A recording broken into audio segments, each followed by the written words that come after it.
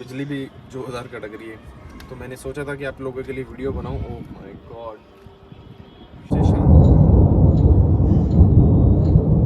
तो दोस्तों आज है 25 अप्रैल 2023 और आज ही के दिन केदारनाथ धाम के पट जो हैं खुल चुके हैं यात्रियों के लिए। जो भी श्रद्धालु है वो आज से नवंबर एंड तक, भाई दूज के दिन तक केदारनाथ यात्रा कर सकता है। और भाई पूरा जो रास्ता है अभी 6-6 फीट बर्फ़ से ढका हुआ है। और आपको मैं इस यात्रा के बारे में आगे बताऊंगा कि किस तरीके से आप इस यात्रा को कर सकते हैं और आपको क्या क्या चीज़ें ज़रूरी है इस यात्रा में ले जाना, और आप किस तरीके से सस्ते बजट में केदारनाथ यात्रा कर सकते हैं। तो चलो कंटिन्यू करते हैं इस वीडियो को आगे। हे गाइस, तो आज का मौसम बड़ा शानदार हो रहा है, तो मैंने सोचा कि आप लोगों के लिए एक बहुत ही शानदार वीडियो बनाया जाए जो कि आपके लिए हेल्पफुल हो। तो मैं बताना चाहूँगा कि आप लोग सभी केदारनाथ यात्रा के लिए तैयारी करके बैठे होंगे फुल्ली। तो सबसे पहले मैं बता दूं कि अगर आप भारत के किसी भी कोने से अगर केदारनाथ की यात्रा का प्लान कर रहे हैं तो सबसे पहले आपको न्यू दिल्ली आना ही होगा। और न्यू दिल्ली से आपको ऋषिकेश तक के लिए कोई भी बस या ट्रेन या फिर प्राइवेट टैक्सी आप कर सकते हो। इसके अलावा मैं बता दूँ, अगर आप ऋषिकेश के लिए डायरेक्ट, अगर आपके यहाँ से ट्रेन चलती है, जैसा कि मेरे साथ था कि मेरी जयपुर से ऋषिकेश के लिए डायरेक्ट ट्रेन थी, तो मैं रात को 11 बजे उसमें बैठ चुका था। और आप ट्राई करना कि आप भारत के किसी भी कोने से आ रहे हो तो ऋषिकेश आप सुबह पहुँच जाओ 6-7 बजे के आसपास। उसके बाद आपको जाना है ऋषिकेश बस स्टैंड पर, जहाँ से आपको बस मिलेगी। अगर आप चाहो तो प्राइवेट टैक्सी भी कर सकते हो। जो लास्ट गाड़ी आपको 1 बजे तक मिलेगी ऋषिकेश से सोनप्रयाग तक के लिए, तो आप उसको बोर्ड करें और उसके बाद सोनप्रयाग पहुँच जाएँ। और सोनप्रयाग पहुँचने में आपको लगेगा तकरीबन 8 घंटा आपको लगने वाला है। बारिश स्टार्ट हो चुकी है यार। तो अब मैं बता देता हूँ आपको क्या क्या लेकर जाना है। सबसे पहले आपको गर्म कपड़े तो हर सीज़न में ही लेके चलने हैं। और दूसरी चीज़ ये है कि आपके पास रेन कोट होना चाहिए, आपके पास एक अम्ब्रेला होना चाहिए, क्योंकि बारिश कभी भी आ जाती है, पता ही नहीं चलता है। और शेल्टर वगैरह बहुत दूर दूर पर आपको मिलेंगे, तो मेक श्योर कि आपके पास रेन कोट हो और अम्ब्रेला हो और रात के लिए टॉर्च वगैरह भी हो। और खाने में यार ड्राई फ्रूट्स को तो ज़रूर कैरी करें, क्योंकि वो आपको हर जगह पे काम आने वाले हैं। और खाने पीने के लिए वैसे तो हर जगह कोई ना कोई स्टॉल्स आपको मिलती रहेगी, लेकिन आपको ट्राई करना है कि आप ताज़ा ही कुछ खाएँ। और अपने साथ अननेसेसरी वेट को ना कैरी करें, कम से कम वेट को कैरी करें। क्योंकि मैं लास्ट टाइम मैंने कैंपिंग की थी केदारनाथ में ही, जस्ट उसके पीछे। तो आप इस वीडियो के लिंक के माध्यम से पूरा वीडियो भी देख सकते हैं कि हमने कैसे वहाँ पे कैंपिंग की थी। तो इसका पूरा डिटेल्ड वीडियो आपको डिस्क्रिप्शन में मिल जाएगा। ओहो चिड़िया भाई। तो भाई गर्म कपड़े ज़रूर लेके जाएं और अपने साथ ड्राई फ्रूट्स भी लेकर जाएं। और खाने पीने की बाकी की अननेसेसरी चीज़ें ना लेके जाएं। जैकेट ज़रूर होना चाहिए आपके पास, रेन कोट होना चाहिए, अम्ब्रेला होना चाहिए, और मेडिसिन वगैरह आपको लेके कैरी करनी पड़ेगी। दूसरा ये चीज़ है कि अगर आप खाने पीने की चीज़ें वहाँ से परचेज़ करते तो आपको डबल रेट तो पे करना ही पड़ेगा। MRP पे कोई भी चीज़ नहीं मिलने वाली है, तो ऐसा आप सोचना बंद कर दीजिए, क्योंकि पहाड़ों पर जाके जो चीज़ें हैं उनका एक्स्ट्रा कॉस्टिंग लगती है ऊपर चढ़ाने की भी, तो वो चीज़ का वो उनमें एडिशन कर देते हैं। और वहाँ पर वेट के अकॉर्डिंग भी पैसा बढ़ा दिया जाता है। जैसे कि हमने पानी की बोतल ली थी तो वो आती 20 रुपीज़ की है बिस्लेरी की, बट वो 60 की पड़ी थी। तो वो 1 लीटर जो है वज़न, इस वजह से उसका जो रेट है 3 गुना चार्ज किया गया। क्योंकि जो वो खच्चर से लेकर आते हैं सामान, तो उसके लिए भी वेट ही मायने रखता है कि वो कितने किलो लेकर आ रहे हैं। तो 100 किलो 150 किलो इस तरीके से कुछ होता है, और हर एक किलो का इनको कुछ ना कुछ पे करना होता है। तो इस तरीके का कुछ होता है इनका कैलकुलेशन। तो पानी के लिए मैंने जब पूछा कि इसका डबल रेट भी 40 रुपीज़ होता है तो 60 क्यों दे रहे हो, तो उन्होंने बताया हमें ये लॉजिक कि वेट की वजह से। बट आपको पानी वानी वहाँ पे लेने की कोई ज़रूरत नहीं है, क्योंकि इतने सारे झरने चलते हैं। आप झरने से खाली बोतल लेके कर आप एक खाली बोतल कैरी करोगे और झरने से कहीं से भी आप ग्लेशियर का पानी पी सकते हो, जो कि बहुत ही फ्रेश होता है। उसके बाद आपको क्या करना है कि आप जो ट्रैकिंग करोगे वो बताइए तो 16 किलोमीटर की जाती है, लेकिन ये तकरीबन 19-20 किलोमीटर की होती है। अगर आप शॉर्टकट्स वगैरह लेते हो तो वो थोड़ा 1-2 किलोमीटर का डिफरेंस होता है, लेकिन आपको मैं रिकमेंड नहीं करूँगा कि शॉर्टकट लें। क्योंकि लास्ट टाइम क्या हुआ था कि मेरे साथ वाले जो बंदे थे वो फिसल गए थे, और काफ़ी सारे लोग थे जो इंजर्ड हो गए थे वहाँ से शॉर्टकट लेने की वजह से, क्योंकि वहाँ पे प्रॉपर चलने के लिए जगह नहीं होती है, जिस वजह से लोग बाग फिसल जाते हैं। तो ऐसी जगह पे आप जाने से बचें। और हाँ दोस्तों, वहाँ पर आप ज़रूर से कैश कैरी करें, 5000 मिनिमम आप कैश कैरी करें, जिस वजह से आपको इमरजेंसी में अगर किसी चीज़ की ज़रूरत हो तो आप उस चीज़ को परचेज़ कर सकते हैं। दूसरा, वहाँ पर नेटवर्क बहुत कम जगह पे आपको मिलेंगे। आप 2-3 किलोमीटर तक जाओगे जंगल चट्टी तक, और वहीं पे आपके नेटवर्क गायब हो जाएंगे सारे।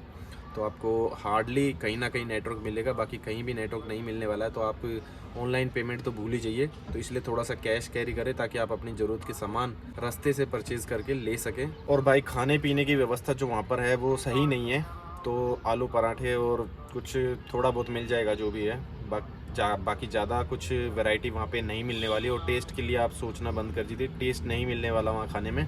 10 घंटे की ट्रैकिंग आपकी लगने वाली है। अगर आप पैदल सफ़र कर रहे हो तो 10 घंटे के अंदर आप पहुँच जाओगे केदारनाथ के सामने। और वहाँ पे आपको सबसे पहले भाई अपना जो शेल्टर है, आपको जहाँ ठहरना है वो चीज़ आपको फाइनल करनी पड़ेगी। अगर आप GNVN की वेबसाइट से करके आते हो तो वेल एंड गुड है। अगर नहीं करके आते हो तो ऑन द स्पॉट भी आपको काफ़ी सारे कैंप्स की सुविधा मिल जाएगी वहाँ पे, जो कि 500 रुपये से स्टार्ट हो जाती है और आपको अकोमोडेशन प्रोवाइड कर देती है, जिसके अंदर आपको ठहरने की व्यवस्था मिलेगी, बिजली पानी वो सब प्रोवाइड कर देंगे उसी के अंदर। और खाना आपको वहीं किसी होटल रेस्टोरेंट में खाना पड़ेगा, जो कि पूरा दिन रात चलते ही रहते हैं जहाँ तक मैंने देखा था। मेडिकल वगैरह वहाँ पे है शॉप, लेकिन अंदर जाके है। और वहाँ पे रात को भी आप दर्शन कर सकते हो, जो कि 11 बजे तक मैंने लास्ट देखा था। 11-12 बज रहे थे उस टाइम पे, मैं एक बार दर्शन ज़रूर करके आया था। और भाई बहुत ही छोटी लाइन थी रात को तो। और दूसरा, किस सीज़न में आपको जाना है? आपको जाना है, अगर आप बूढ़े और बुज़ुर्गों के साथ जा रहे हैं तो अभी स्टार्टिंग में ही जाना आपके लिए प्रिफरेबल रहेगा, क्योंकि इस टाइम पे ना ज़्यादा बर्फ़ गिरती है ना ज़्यादा सर्दी होती है, क्योंकि ये गर्मी का टाइम होता है, मई जून जुलाई। इसके बाद अगर आप जाते हो जुलाई अगस्त के टाइम पे तो बारिश की वजह से वहाँ पे बहुत ज़्यादा लैंडस्लाइड होती है, तो उस चीज़ को आप बिल्कुल अवॉइड करना। जुलाई अगस्त के अगर महीने में जाते हो, जुलाई अगस्त के महीने में जाते हो तो वहाँ पे लैंडस्लाइड होती है और बहुत ज़्यादा बारिश होती है, जिस कारण से मतलब बहुत ही कम जो है टूरिस्ट वहाँ पर आते हैं। बाकी वो ख़तरनाक भी है अगर आप लैंडस्लाइड के टाइम पे जाएंगे तो। और हाँ दोस्तों, अगर आपने अभी तक अपना रजिस्ट्रेशन नहीं करवाया है तो प्लीज़ आप दी गई वेबसाइट पे रजिस्ट्रेशन करवा लीजिए। व्हाट्सएप का मैंने नंबर भी डाला हुआ है, जिस पे आपको सिर्फ यात्रा टाइप करके भेजना है। उसके बाद आपको जो प्रोसीजर दिया जाएगा उसको फॉलो करना है आपको, और आपका रजिस्ट्रेशन हो जाएगा। यात्रा पास जो है वो बन जाएगा आपका चारों धाम के लिए, ना कि एक धाम के लिए। दूसरा, अभी तक यार 16 लाख से ज़्यादा है जो रजिस्ट्रेशन आ चुके हैं उनको, जिसमें से 6 लाख तो सिर्फ़ और सिर्फ केदारनाथ के लिए ही है। तो आप समझ सकते हो कि केदारनाथ में कितनी ज़्यादा भीड़ आपको मिलने वाली है। तो मैं तो आपको एक सजेशन दूंगा कि अगर आप अक्टूबर नवंबर के टाइम पे डिसाइड करते हैं घूमने फिरने का, तो ये सबसे बेस्ट टाइम होने वाला है आपके लिए, क्योंकि आप इजीली दर्शन कर पाओगे। जो भी चीज़ें हैं वो आपको इजीली अवेलेबल हो जाएगी, चाहे वो रहना हो, चाहे खाना हो, चाहे दर्शन करना हो, तो वो सारा कुछ आपका बहुत इजीली हो जाएगा अगर आप अक्टूबर नवंबर में ये चीज़ ट्राई करते हो तो। और जहाँ तक है, मैंने भी नवंबर मतलब जब कपाट बंद होने वाले थे तभी मैंने उसके दर्शन करने के लिए गया था। तो आप मेरे वीडियो में पूरा डिटेल में देख सकते हो उस टाइम पे क्या क्लाइमेट रहता है, क्या मौसम रहता है। बिल्कुल मतलब -6 -7 डिग्री ऐसा टेम्परेचर रहता है, जो कि बहुत ज़्यादा गिर जाता टेम्परेचर। तो अगर आप युवा हैं, अगर आप यूथ हैं, तो आप उस टाइम पे कंफर्टेबली जा सकते हो और आराम से रह सकते हो। बाकी आपको डॉर्मेट्री वगैरह और कैंप वगैरह की सुविधा वहाँ पे उपलब्ध हो ही जाएगी 500 रुपये में, जो कि हमने पूछा था उनसे। हमारे दोस्त वगैरह भी वहीं पे ठहरे थे जो हमारे साथ वाले थे, तो वो कैंप में ही ठहरे थे और हमने हमारा पर्सनल कैंप लगाया था। अगर आपके पास अपना पर्सनल कैंप है तो भाई 5-6 किलो अगर आप उठा सकते हो एक्स्ट्रा एडिशनल, तो भाई वो लेकर आ जाना। उसके साथ एक नीचे इंसुलेटर के लिए आप योगा मैट्रेस या कोई भी ऐसा मैट्रेस लेकर आएँ जो इंसुलेटर का काम करे। और हमने फिर कैंप लगाया जस्ट केदारनाथ मंदिर के जस्ट पीछे। और भाई इतना अल्टीमेट नज़ारा था ना, रात को तो हमने टाइम पास किया ही किया। अगले दिन हम पूरे 9 बजे के आसपास वहाँ से निकले थे और अपने कैंप को पूरा समेट के हमने कैंप भी उधर ही दे दिया, क्योंकि हमारे बस की नहीं थी यार इतना वज़न वापस उल्टा लेकर जाना। और फिर हमने प्रसाद वगैरह भी ले लिया था।